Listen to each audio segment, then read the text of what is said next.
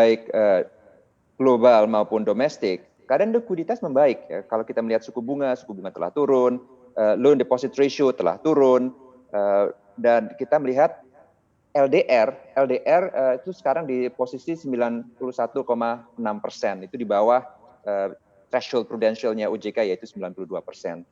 Memang pertumbuhan kredit dan pertumbuhan deposito turun, tetapi pertumbuhan deposito tetap lebih tinggi dibanding pertumbuhan kredit. Jadi secara sistem likuiditas global dan domestik itu relatif aman. Relatif aman, tapi kalau kita lihat kan ini Kemenkyu juga udah ikut membantu likuiditas perbankan dengan memindahkan kas negara ke bank ke bank gitu ya, dari BI, nilai terbaru sekitar 30 triliun seperti yang tadi juga kita ketahui bersama begitu ya. Kemudian ada bank jangkar juga yang dibuat untuk jaga likuiditas. Ini seperti apa? Nah, sebenarnya tingkat urgensinya seperti apa dengan akhirnya Kemenkyu pun juga ikut turut membantu untuk likuiditas dan pemerintah sampai turun tangan begitu Pak Fauzi? Oke.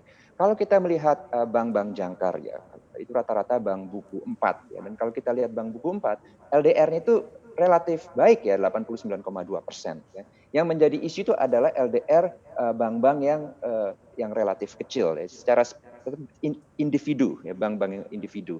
Nah, sekarang pertanyaannya apakah dana yang disalurkan ke bank jangkar tersebut 30 triliun itu bisa digunakan untuk membantu likuiditas bank-bank yang sedang bermasalah likuiditasnya. Jadi ini pertanyaannya adalah seberapa berani bank jangkar tersebut memberi likuiditas, jadi interbank loans tanpa jaminan. Seberapa berani Pak kira-kira Pak, kalau menurut pandangan Pak Fauzi sendiri di tengah kondisi pandemik seperti ini begitu? Kemungkinan besar termsnya itu komersial. Jadi dari bank yang memiliki likuiditas, kemampuan mereka atau keitikat mereka untuk memberi pinjaman likuiditas ke bank yang lebih kecil, apakah di bank buku 2, buku 3, itu termsnya akan komersial, akan dinilai, akan diases risiko gagal bayarnya bank yang bermasalah likuiditasnya tersebut.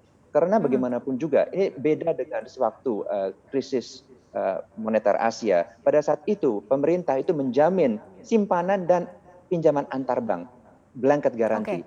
Sekarang ini kan tidak. Oke, Pak Fauzi, menurut Anda ini resikonya cukup besar atau tidak? Apalagi kan tanpa jaminan.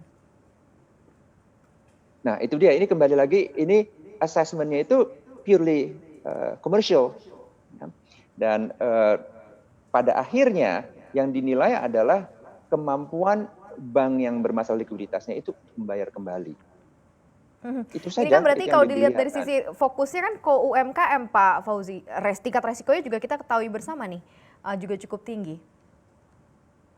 Nah, ya itu udah. Jadi kembali lagi underwriting standards-nya bank tersebut ya tetap harus ketat, harus baik ya. Karena bagaimanapun juga dengan meningkatnya NPL, dengan meningkatnya credit at risk, risiko yang dihadapi oleh bank yang memiliki likuiditas itu besar, apalagi kalau mereka menggunakan likuiditas tersebut untuk menyalurkan ke sektor real. Ya, memang keadaan sekarang ini sangat menantang ya, bukan di Indonesia saja, di seluruh dunia, di mana kita melihat bahwa kebijakan moneter dan kebijakan fiskal yang sifatnya stimulus itu tidak seefektif seperti di tahun 2008 sewaktu krisis finansial global. Karena pada saat itu tahun 2008 permasalahannya jelas, permasalahannya adalah perbankan khususnya di Amerika Serikat, sehingga permasalahan perbankan itu bisa diselesaikan melalui rekapitalisasi perbankan dan masalah likuiditas diselesaikan dengan pemangkasan suku bunga. Sekarang itu tidak bisa karena masalahnya itu adalah COVID, masalahnya itu adalah lockdown.